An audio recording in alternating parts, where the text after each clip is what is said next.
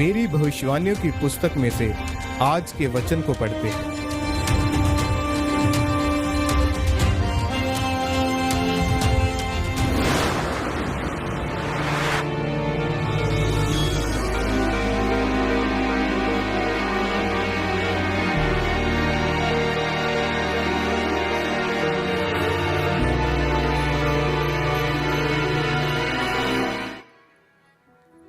अपने हाथों को उठाएं, हर एक जन अपनी आंखों को बंद करें।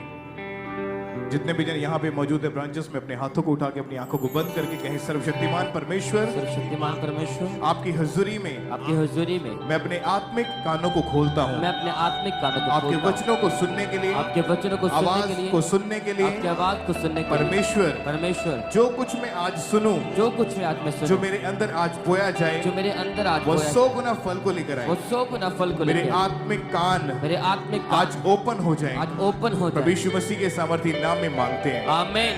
तारीफ करें एक बार जोर से, तालियों के साथ ऊंची आवाज में।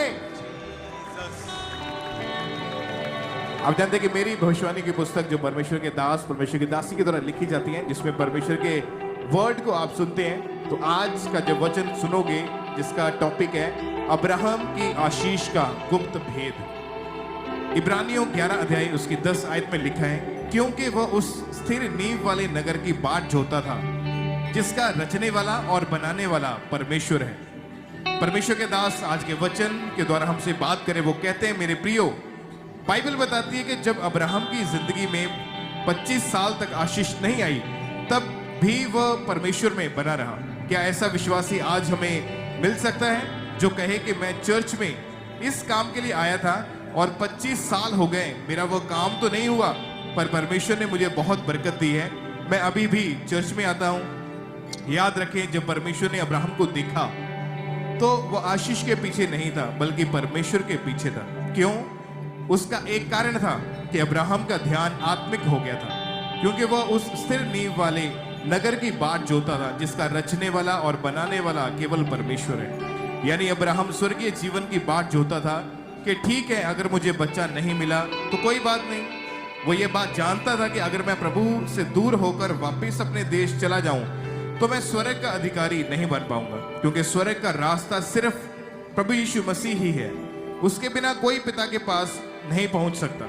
इसी तरह जब मेरा मन परमेश्वर की ओर लग गया था, तब शैतान मुझे कुछ सालों पहले भरमाता था कि तेरे पास ये आशीष नहीं है, और तुझे ये लगता था कि सालों प्रार्थना करने के बाद भी आशीष नहीं मिलेगी। पर मैं आत्मिक जीवन में आ चुका था, इसलिए यह बात जानता था कि अगर मैं परमेश्वर से दूर हटूंगा तो मैं स्वर्ग में नहीं जा पाऊंगा। इसलिए जब आपका ध्यान स्वर्ग की ओर हो जाएगा तो आप इस तरह सोचोगे कि परमेश्वर के सामने लाखों लोग सफेद कपड़ों में खड़े हैं और मुझे भी उसी भीड़ में रहना है। अगर आप उस दर्शन को अपना लेंगे तो फिर शैतान आपको दुखी नहीं कर पाएगा। फिर अगर आपका वीजा भी ना आए तो भी आप दुखी नहीं होंगे, क्योंकि आपका ध्यान आत्मिक हो चुका होगा। इसलिए जब आप आत्मिक हो जाते हैं और पूरी तरह से परमेश्वर के पीछे लग जाते हैं, तो परमेश्वर दुनिया की कोई भी आशीष नहीं है जो आपसे रख छोड़ेगा।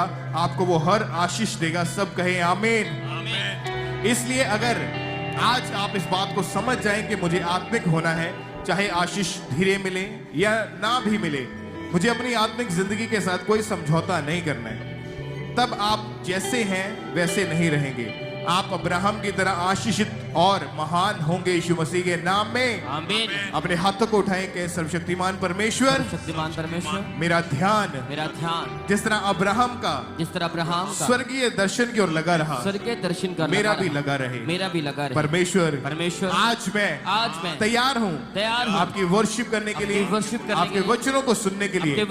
आज मैं जैसा आया हूँ मैं सेम वापिस ना जाऊंगा, सेम वापिस ना जाऊंगी। प्रभु यीशु मसीह के जीवित नाम में मांगते हैं, आमीन। परमेश्वर के गहरे वेदों को परमेश्वर के दास के द्वारा जानने के लिए और ऐसी और नई वीडियोस को देखने के लिए हमारे YouTube चैनल को सब्सक्राइब करें और साथ में बेल आइकन को प्रेस करें, ताकि ऐसी और नई वीडियोस की नोटिफिकेशन सबसे पहले आप तक पहुंच सके। जुड़े रहें परमेश्वर की हजूरी के साथ। God bless.